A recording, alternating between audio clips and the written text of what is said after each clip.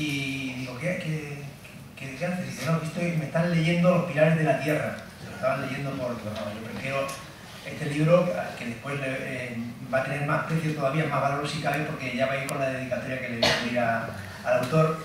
Ahora, he tenido que hacer un hueco entre los libros que uno lee, porque uno se aficionaba a la lectura, y uno de los libros que he dejado aparcado mientras leía el de José Luis es una novela de Ernesto Sábato, uno de mis autores favoritos, que se llama Abandón el Exterminador, que me la regalaron justo el día que cumplí 20 años, o sea, casi 2 meses antes de venir a Sevilla. Entonces, ese libro lo abres y ves esa dedicatoria a Paco en el 7 del 5 del 77, que yo ni siquiera sabía que iba a venir a Sevilla. Por eso tiene un valor que no te lo da ni el libro digital ni el libro informático. Bueno, hablemos del autor. Yo voy a hablar más del autor que del libro, porque el libro no hay que hablar de él, hay que leerlo. El libro, a mí lo que les puedo decir del libro es que es un libro de los clásicos. El otro día tuve ocasión de entrevistar a José Luis, un encuentro. Hombre, hoy me da pánico el público, ¿no? Me da miedo yo como soy periodista, pues escribo para un público que no me ve, pero aquí estoy hablando para un público que me ve. Y yo le decía, porque cuando él me contaba de qué iba la novela, digo, eso es Galdós, esto es Tolstói, es Dickens. O sea, quiere decir que es una novela en la que empiezas a leerla y cuando te acuestas, estás deseando que llegue el día siguiente para saber qué pasa después. O sea, hay novelistas muy buenos que, sin embargo, pues no te entra ese gusanillo de qué va a pasar, porque no pasa nada, ¿no? La novela de la que no pasa nada gozó de mucha popularidad en España. A José Luis lo conocí, recuerdo la fecha, ayer estuve hablando con un amigo fotógrafo y me decía que él se hizo fotógrafo porque tiene muy mala memoria y necesita de la fotografía para recordar las cosas que ha hecho. Yo soy un pésimo fotógrafo, quizá porque tengo una memoria fotográfica. Es muy probable que la primera vez que yo fui al espacio físico donde conocí a José Luis fue el 31 de agosto de 1996. Ese día, mi primer día de trabajo en el país, debuté con picadores, debuté escribiendo la crónica de un Betis Athletic de Bilbao.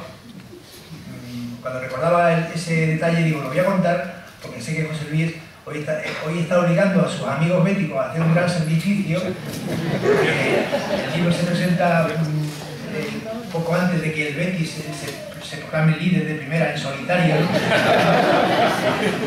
Entonces, recuerdo ese día, no sé si aquel día, 31 de agosto de 1996, que fue mi debut cuando dejé, ese día apareció mi último trabajo en Diario 16, donde estuve trabajando durante 14 años. Ese día publiqué un reportaje, porque se cumplían 10 años de la muerte de Ramón Carante, de un maestro, un historiador, que algunos de ustedes saben. Bueno, y me emocionó que me despidiera con Carante del Diario 16 y empezaba con el Betis Athletic de Bilbao, ganó el Betis 2-0, por cierto. Ese es el espacio en el que yo conozco a José Luis. Allí lo veía siempre leyendo libros voluminosos, lo que se llaman tochos. Yo creo que estaba un poco preparándose, doctorándose para lo que luego, o sea, su aprendizaje, ¿no? Era un periódico donde, bueno, pues el medio humano se parecía más a una oficina de Hacienda que un periódico. Pero la verdad es que había tipos curiosos. José Luis, desde luego, para mí fue de los más curiosos, ¿no? Porque siempre, cuando uno entra en el periódico, lo saluda, buenos días, buenas tardes, pues siempre se deslizaba algún tipo de comentario sobre el libro que estaba leyendo, entonces yo decía, bueno, él lee más que yo. Y es curioso porque allí había tipos singulares. Recuerdo uno en particular, él también se acordará, Armando Neira, de un periodista colombiano. No era muy agraciado físicamente, pero ligaba muchísimo gracias a la literatura, porque se sabía de memoria las 10 primeras páginas de crónicas de 100 años de soledad. Y con Macondo llegaba a cualquier sitio con las damas, ¿no? Me acuerdo que él viajó con el Betis a Budapest en un partido de la Recopa y allí hicieron una parte con los dos extracomunitarios, con Armando y con Finidi. había un informático que era muy pesado, José Mari, que siempre viajaba muchísimo, pero lo malo no es que viajara, lo malo es que contaba todos los viajes. Yo desde entonces acuñé una frase: a mí me gustan mucho más los mapas que los viajes, porque voy a poner, si me voy a encontrar con este hombre. Ese fue el punto de encuentro con José Luis. Yo me despedí del país el último día, el 31 de diciembre de 1998. Ese día se ha quedado en la memoria de la ciudad porque fue todos los 31 de diciembre, como el 9 de enero no hay periódicos, pues los periodistas estábamos cada uno preparando nuestra particular cena de Nochevieja, pero hubo una noticia tremenda. Fue cuando se derribó el Bazar España y ese fue mi último día de trabajo en el país, que no se trabajó, y empecé en Diario de Sevilla.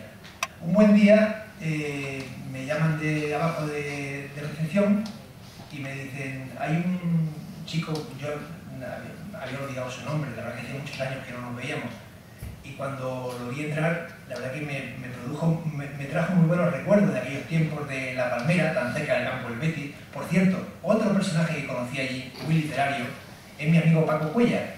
Yo venía de hacer una crónica de un Betis deportivo de La Coruña. Yo tenía siempre muchos problemas con los ordenadores, entonces, a pesar de que el informático viajero me instruyó sobre cómo se mandaban las crónicas por ordenador, pues era el Betis deportivo, y en el descanso me tuve que ir para el periódico porque no conseguía mandar. Al final, o sea, termina el partido y enseguida me voy porque no conseguí mandar la crónica.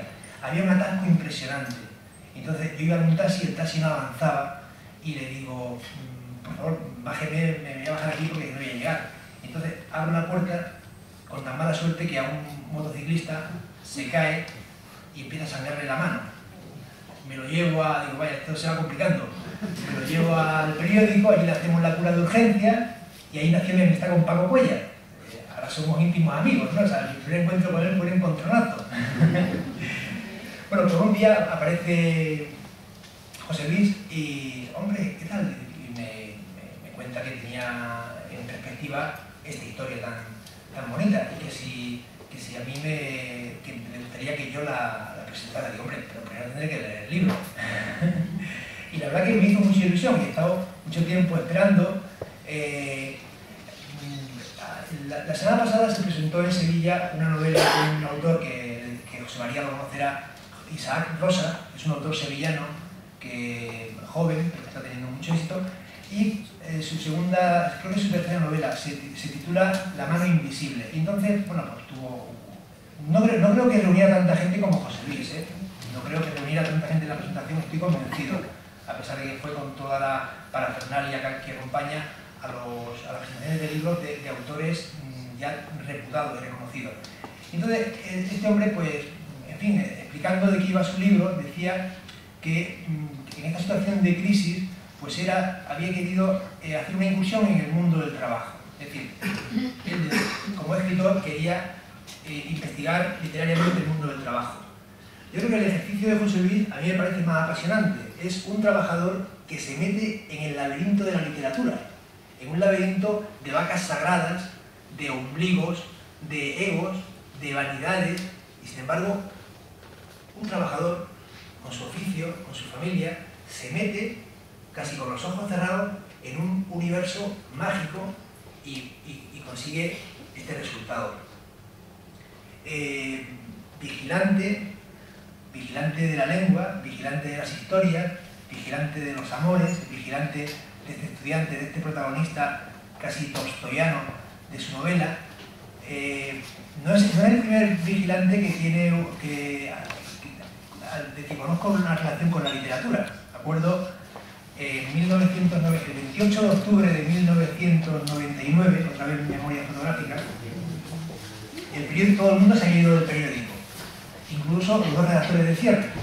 Y el vigilante que estaba ese día, que no era Fernando, que es el vigilante titular del Diario de Sevilla, sino el suplente, pues estaba escuchando la radio. Y en Canal Sur, última hora, ha muerto Rafael Alberti, no quedaba nadie en el periódico. Y él llama al móvil de los dos redactores de cierre, que estaban tomándose la primera de las muchas cervezas que tenían previsto tomarse en el bar 13, aquí cerca de la Madalena.